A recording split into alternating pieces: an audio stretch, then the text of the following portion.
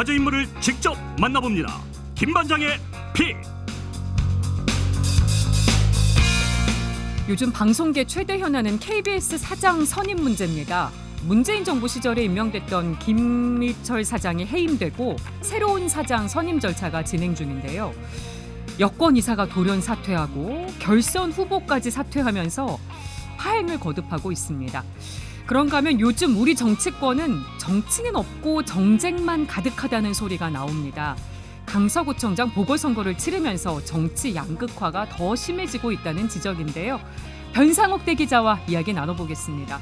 한글날에 나와주셨습니다. 네, 반갑습니다. 네. 오늘 휴무인데 그러니까요. 다들 근무하시는군요. 예, 저희도 고생하십니다. 감사를 드립니다.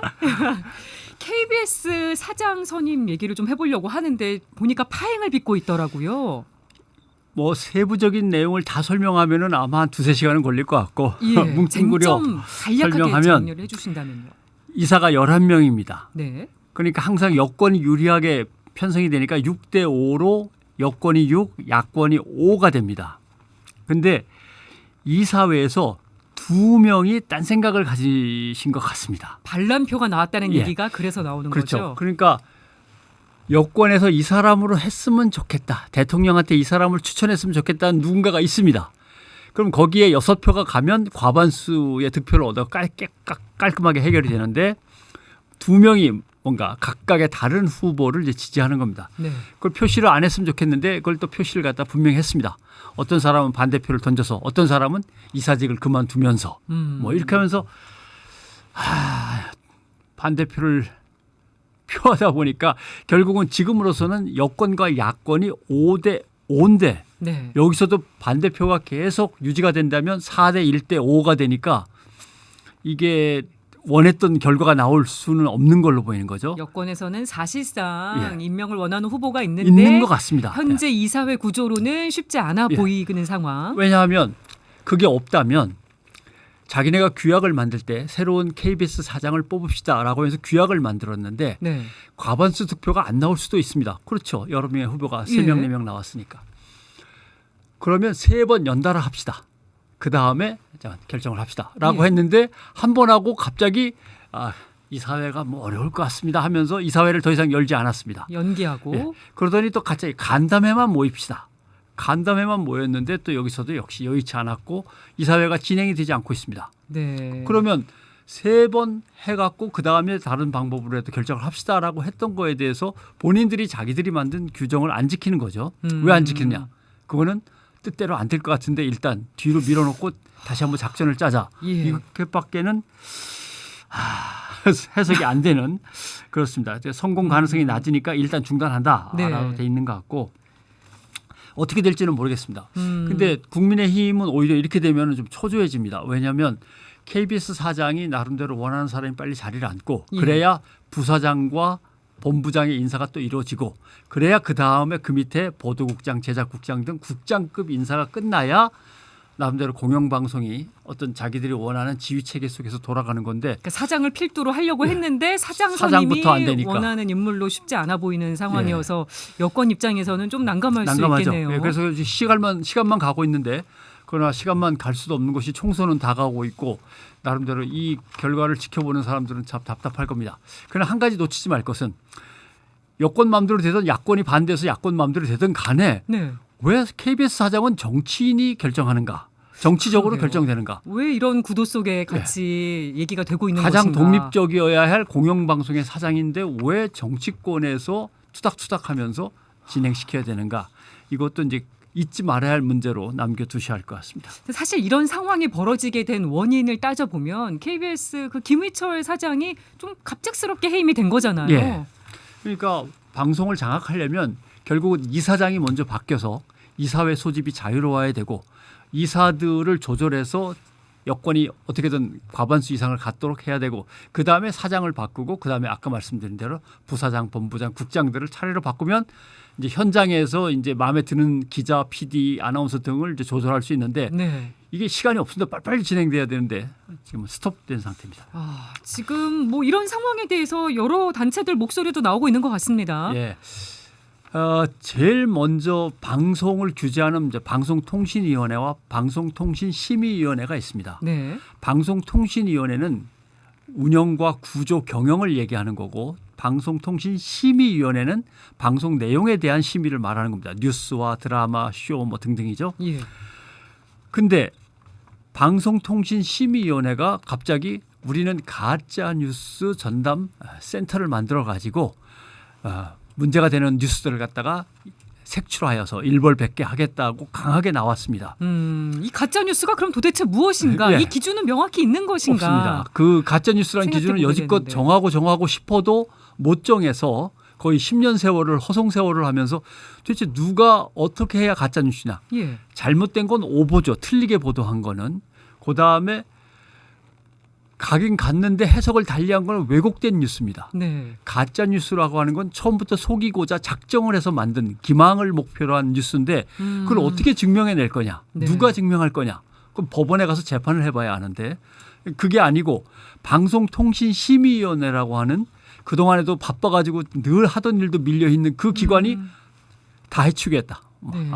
완스톱으로 처리해버리겠다라고 나섰는데 그럴 수 있는 집단이 아닌데 그래 정권에서 가짜 뉴스 잡겠다고 연일 강조하는 그러시죠. 거의 일환인 거죠. 정권이 얘기하니까 방송통신위원회가 얘기를 했는데 방송통신위원회는 심의의 권한은 없으니까 방송통신심의위원회로 넘어왔는데 방송통신심의위원회는 사실 민간 자율기구입니다. 예. 그러니까 정권이 민간 자율기구를 통제하면서 가짜뉴스와 싸워라고 한 건데 또 하나 재미난 것은 사실은 방송신문보다도 요즘은 방송통신상의 어떤 뉴스보다도 인터넷 뉴스가 많이 읽힙니다. 네. 인터넷 뉴스도 방송통신심의위원회가 맡아라고 했는데 방송통신심의위원회 관련법에는 그 규정이 없습니다. 규정이 없는데 그러면 맡을 수가 있는 것인가? 글쎄 말이에요. 인터넷 신문은 신문법의 규정을 받습니다. 예. 왜냐하면 마이크나 카메라를 가지고 얘기한 건 방송이지만 텍스트로 써가지고 글만 올린 거는 신문이거든요. 네. 그러니까 인터넷 신문법에 의해서 규제를 받아야 되는데 갑자기 방송통신위원회가 심의위원회가 나선 겁니다.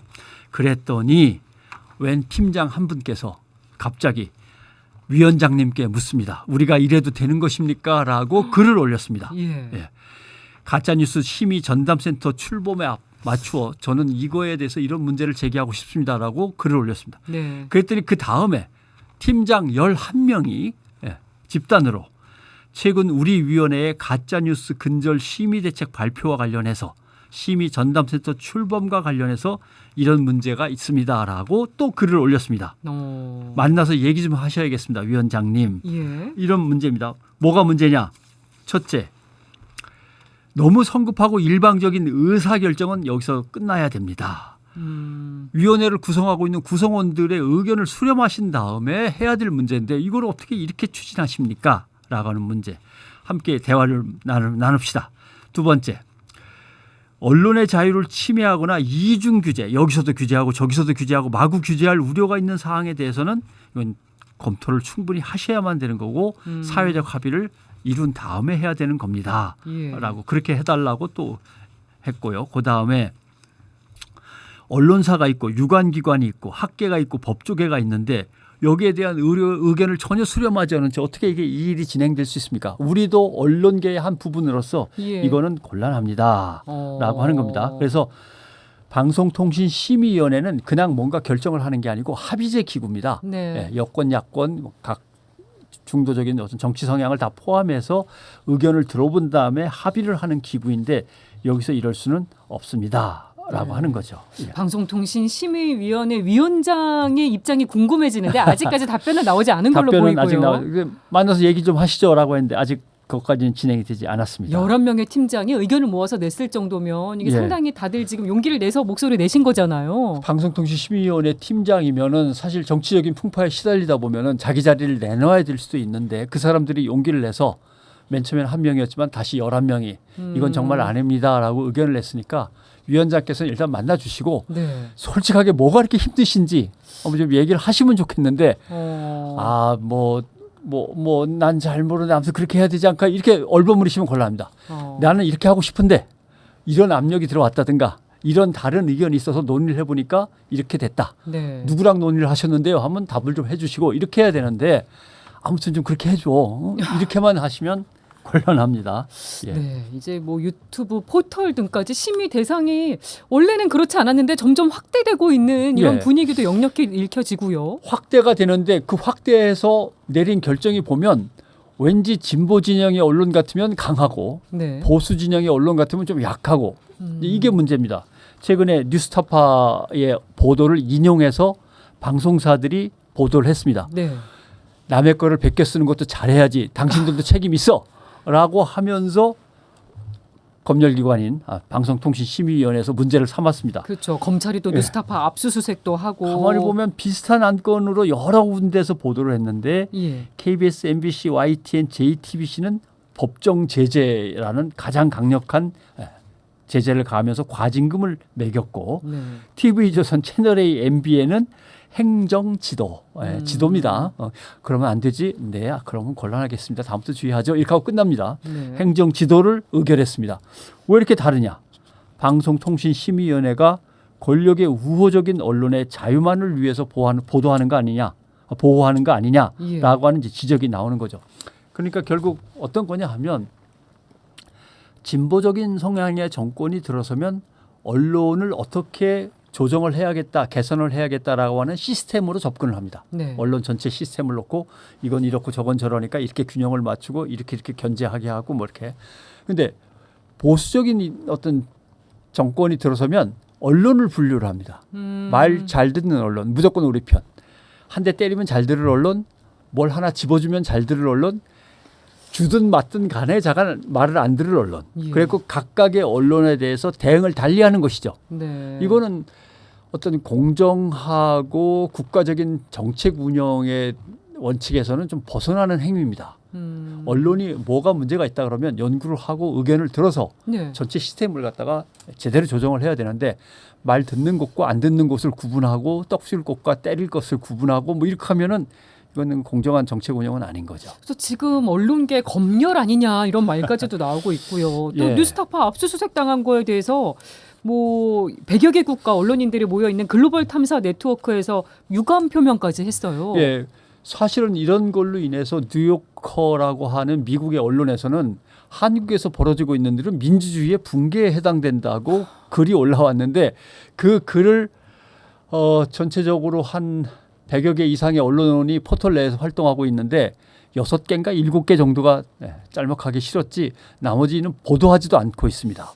이런 것들도 결국은 아까 말씀드린 대로 보수 정권 하에서 우리 편 내 편이 갈라지고 야단칠 곳과 떡줄 곳을 갖다가 구분해서 조절을 통제를 하고 뭐 이런 네. 것들이 먹히고 있다. 이렇게 볼 수도 있는 거죠. 먹히고 있다. 아. 예.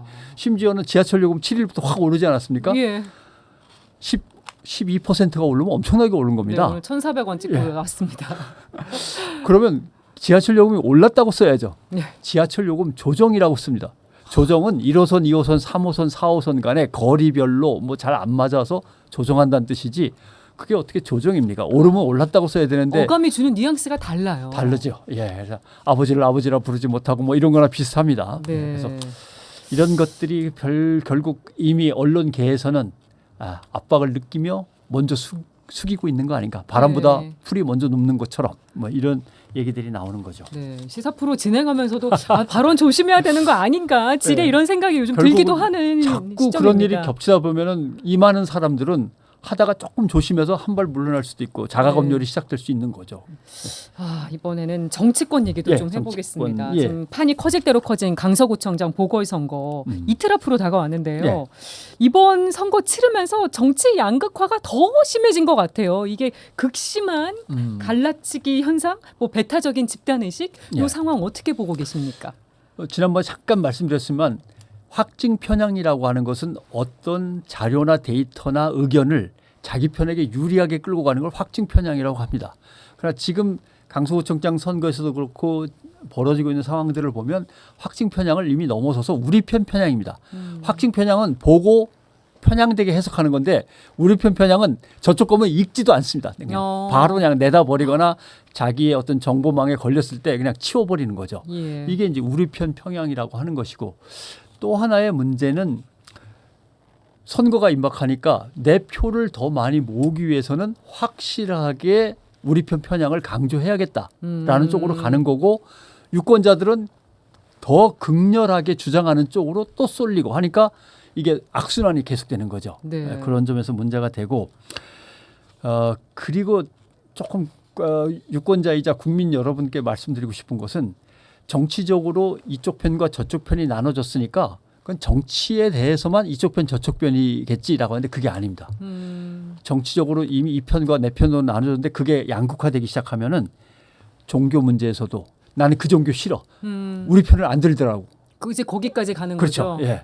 그다음에 젠더 문제에서도 그쪽 땅은 여성 편을 자꾸 드는 것 같아. 나 싫어. 뭐 이렇게 된다든가. 현안마다 네. 다 갈라치기가 되는 거예요. 저쪽 땅은 우리 남성 편을 잘 안 들어주는 것 같아. 이렇게 해서 막 갈라치는 거죠. 예. 그다음에 연령대. 누구를 보니까 그 당은 나이 든 사람한테는 뭐 잠깐 뭔가 폄훼하거나 예. 못마땅하게 생각하는 것 같아라든가 그다음에 거주 지역으로 나뉩니다. 영남 호남으로 나뉠 수도 있는 거고 수도권에서는 서울의 강남 강북으로 나눌 수도 있는 거고 이거는 한 시민의 온 삶의 차원에 다 관여되어 있는 문제가 돼버렸습니다. 예. 이렇게 되면 가족 내에서 아버지와 아들, 엄마와 딸이 싸울 수도 있는 거고 네. 아니면은 또 젠더로 나뉘어서 또 싸울 수도 그냥 있는 보는 거고. TV 채널만 다른 정도가 아닌 그렇죠. 거예요. 예. 보는 채널이 다르다. 찍을 때 누구를 찍느냐가 다르다가 아닙니다. 예. 이것은 대화 자체도 쉽지 않아. 삶이 갈라지는 거죠. 그렇게 된다라고 하는 거고 또 시민으로서 정치 참여한다는 것은 더 큰 공공선과 국가의 발전을 위해서 정치 과정에 진지하게 임하는 걸 말하는 건데 당원으로서 또는 극렬한 지지자로서 정치에 참여하는 것은 이겨야 돼. 이기려면은 집 밟아 버릴 수밖에 없어. 네. 이런 식으로 참여한다는 거는 한국 민주주의의 붕괴를 가속화시키는 거라고 보고 상당히 어렵죠. 예. 근데 이게 몸도 아픕니다. 왜냐하면 자기랑 정파적으로 다른 입장이 강하게 막 지지를 받으면 예. 갑자기 호흡이 빨라지고 네. 헉헉대면서 동공이 좁혀지면서 네. 이마에 이렇게 가신체도 영향을 미치죠. 그러면서 잠이 안 온다든가 소화가 안 된다든가 두통이 심해진다든가 그러니까 정치라고 하는 것이 진지하고 자기를 돌아보면서 성찰에 의해서 정치 과정이 이루어지는 게 아니고 무작정 네. 우리 편 편향에 빠져들다 보면 건강도 해할 수 있습니다. 그러니까 항상 어떤 정파를 지지할 수밖에 없습니다. 정치적인 인물 사람이니까요. 사람은. 그러니까 정파적인 건 숙명인데 진지하게 정파적이어야 하고 자기 스스로를 돌아보면서 심한 것은 민주시민으로서 내가 이렇게 하면 안 되지라고 통제할 수 있어야 됩니다. 네. 그런데 딱 보는 순간 저쪽 편이구만 하면은 무지막지 험한 말을 막 댓글에다 깔아뭉개고 단다거나 막말하고. 쫓아가서 항의한다거나 우산대로 때린다거나 뭐 이런 일들이 벌어지는데 참 어렵습니다. 근데 민주주의의 정말 어려운 일은 결국은 진지한 시민은 양보하고 포기하고 물러날 수밖에 없고 격렬하고 과한 분들은 끝까지 그 열정을 유지해 간다는 이런 말을 하면 씁쓸한 되는지 현실인데요. 모르겠으나 씁쓸하죠. 네.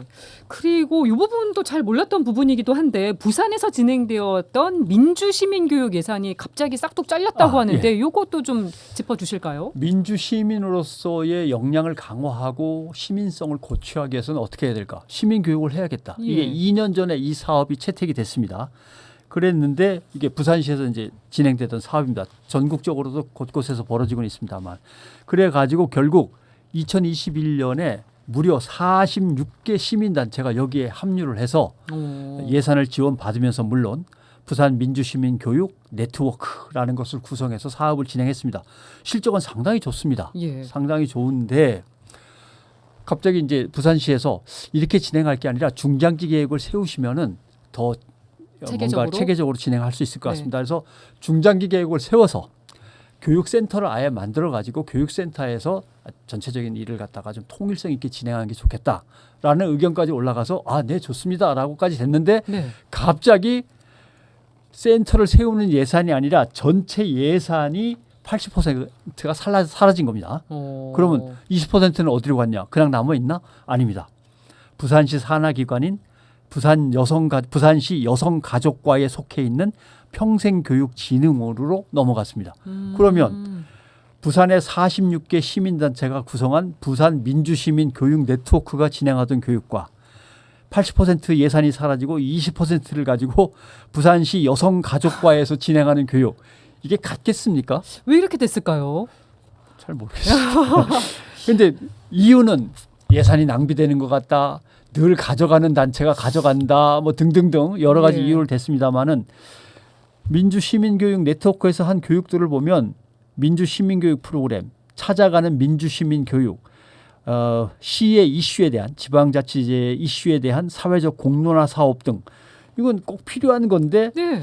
가만히 보면 부산시 입장에서는 그렇게 반갑지 않을 수도 있겠습니다. 어. 어떤 이슈에 대해서 부산시가 이렇게 하고 싶은데 그 공론화에서 의견을 다 들어봐야 됩니다. 하자거나. 이렇게 하면 뭐 얘기라든가 그런 거에 대해서 민주시민들한테 이렇게 항의를 하든지 뭐 의견 표시를 하시오라고 교육을 자꾸 시킨다든가. 네.